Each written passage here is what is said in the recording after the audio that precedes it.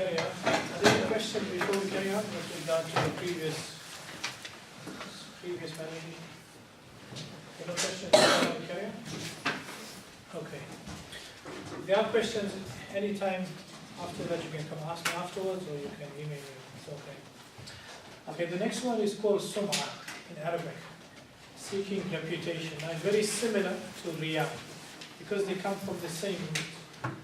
So Nabi Allah has said, whoever seeks out reputation, Allah will expose him on the day of judgment. In other words, to do something for reputation, for fame and name, rather than for the sake of Allah subhanahu wa ta'ala. That is what is called Sum'a. And remember, none who Allah debases, none can elevate. And that is what we read all the time. تُعِزُّ مَن تَشَاءُ وَتُذِلُّ مَن تَشَاءُ بِيَدِكَ الْخَيْرُ إِنَّكَ عَلَى كُلِّ شَيْءٍ قَدِيرٌ, as mentioned in the Quran. Now very interesting, this is a very sad disease because it never dies down, it rather increases all the time. In fact, the Greeks had a concept called eros, which is longing for something which is never really fulfilled, wanting more and more and more, and it's never ending.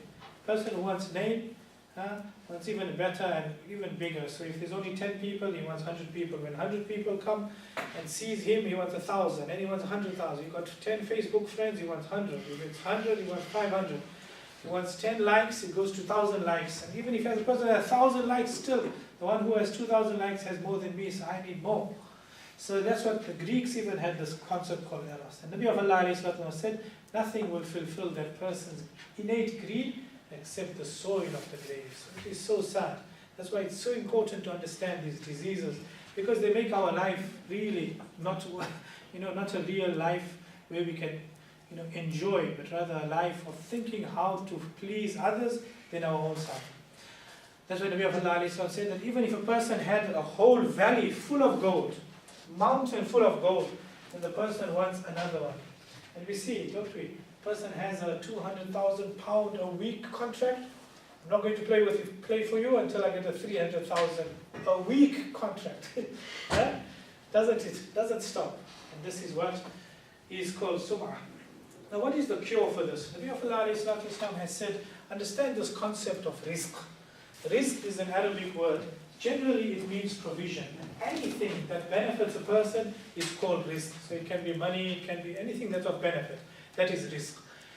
To understand this concept, we must understand Allah is Ar-Raziq and Ar-Razzaq. It is very rare that the names of Allah come two together to mean the same thing.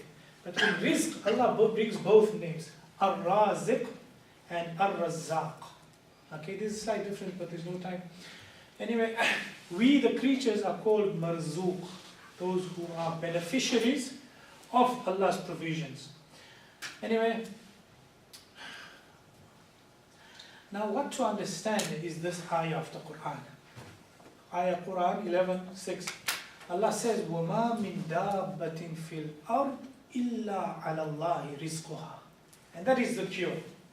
A person understands that Allah has promised in Quran, there is not a creature, a single creature on the face of the earth, or deep down in the earth, or flying on the earth, in the air, or in the oceans, except its provision depends on Allah. Allah has taken responsibility for it.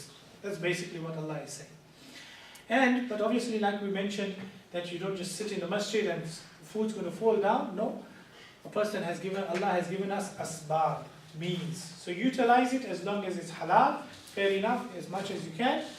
So a person should utilize the means that Allah has given him. There should be no confusion about the means of attaining wealth and wealth itself. In other words, it should be halal, no doubt about it.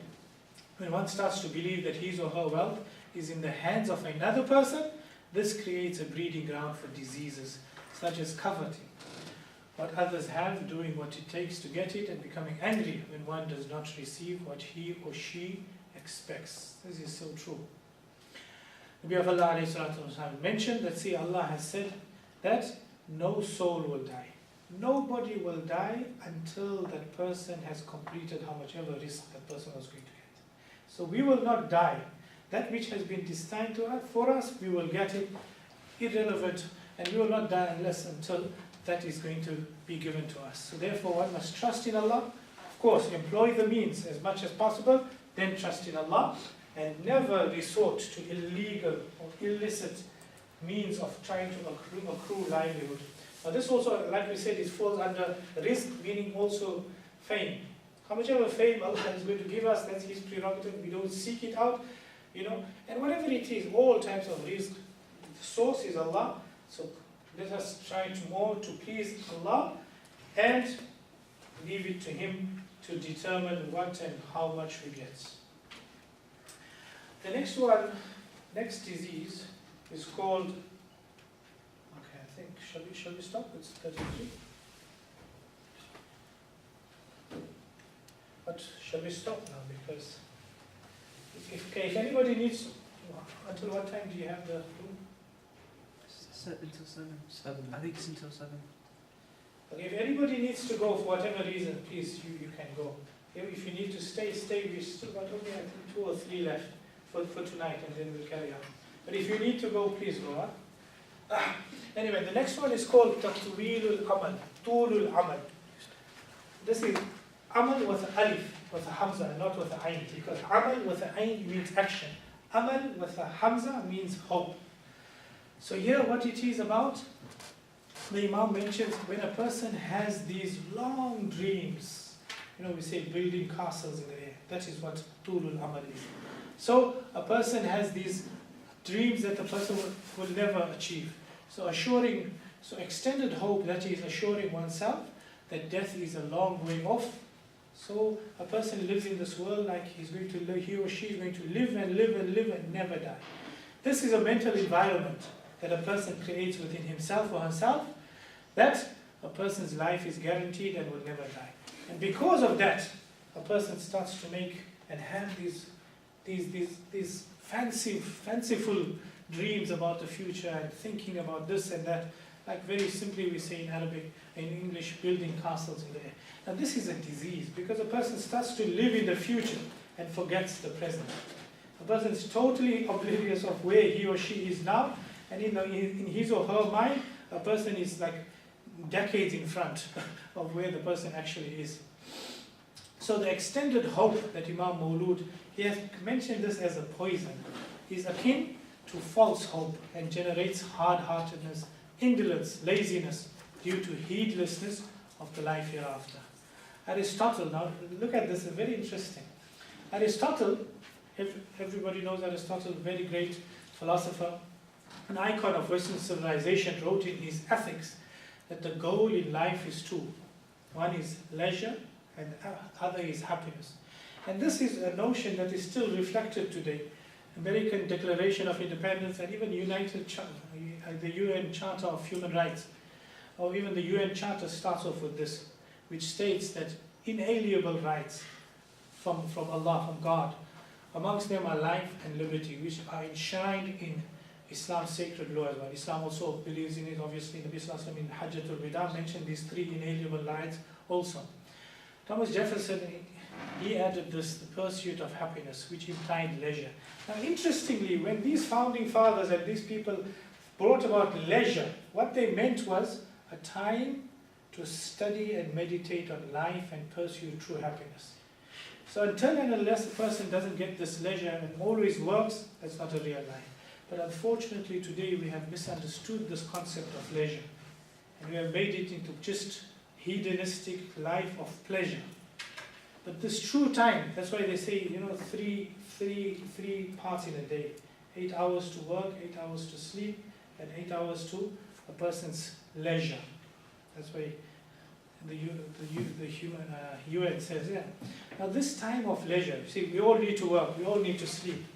So if we look at it, only 1/3 really of our life can be really utilized for ourselves and our construction of akhirah. That's why it's extremely important that this leisure time is done in a correct way.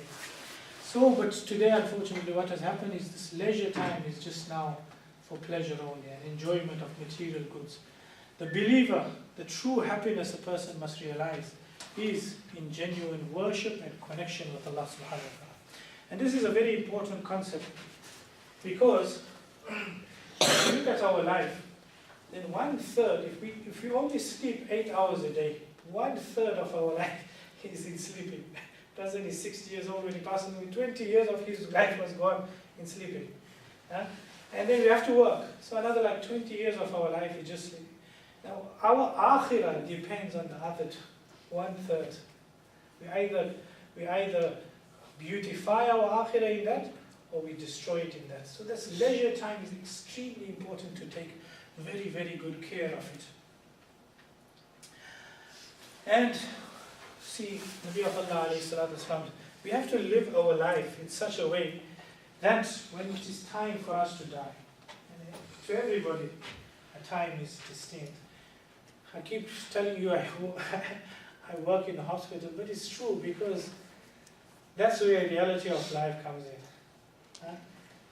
Last week, it was so amazing. There were 3 students in the same class. In the morning I went to see one because her father passed away. As I came back into the office, the second one was waiting. Same class. And what had happened to her? Her fiance, she was just going to get married 2-3 weeks time. Fiance had gone to work. Gone to work, who thinks they're going to work? And then, as he was going to work, motorbike accident and was no more. And how she found out? On Facebook. He's no more here. SubhanAllah. And how old was he? 23 years old? 23 years. They had such a whole life spread in front of her. So this is a reality. Not to scare you. Inshallah, Allah gives us all good life, but it's a reality. And just to prepare. We hope for the best, but we have to prepare for it. So anyway, Nabi of Allah said in a hadith, one who loves to meet Allah, Allah loves to meet him. Aisha said, who likes to die? Oh, who likes to die? Nobody likes to die. So Aisha asked, oh Messenger, but everybody dislikes to die. Nabi of Allah said, it is natural. Of course, it is natural to dislike death. But ultimately, if a person lives his or her life with Allah in front, now imagine it's a day when you're going to go back to Allah, creator of the heavens and the earth. A person looks out and is amazed at the beauty of the creation. Think of the day when he's going to go back to the creator of that beauty. Every day we make sajda, we just made sajda. And every day we're making sajda for years and years and years, making sajda to this being, who we call Allah, sajda to him. And this is now the day to actually go and see him. For a true believer, it's almost like an Eid. But when a person truly understands Allah, and the love for Allah is created in his heart, then this person then gravitates naturally towards that. So this kind of hope is known as raja. Raja, hope. It is a hope coupled with sincere effort. So not just a hope without effort. Sincere effort to achieve what one hopes for. On the other hand, the opposite of raja is called khawf. So khawf is also important, fear. So hope, because Nabi of Allah said Iman is between hope and fear. Why is it necessary to fear also? Because it removes 2 main maladies. One is complacency. If we don't fear that we're going to go to meet Allah, we become extremely complacent. And the second is a person's self-righteousness. If a person is doing too many good deeds, a person starts to get proud and haughty. So when a person remembers and fears Allah, then a person will be safe from this. So having a good measure of fear is necessary to stay on the path, but when one reaches his or her deathbed, remember, this is very important, then a person should have absolute hope in Allah. Certain that Allah will offer forgiveness, allow him or her entrance into paradise. This is having a good opinion of our Lord. The Prophet warned that no one should die except with a good opinion of Allah subhanahu wa ta'ala. Okay.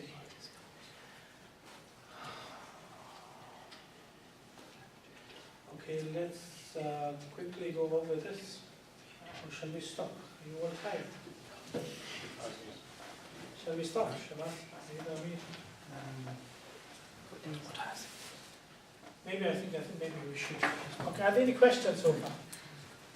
Are there any questions with anything that you want to ask? If you need to go, please go. I think we'll just stop, inshallah. Carry on next week. But before you go, if there are any questions, then we can ask. If there's no questions, then we can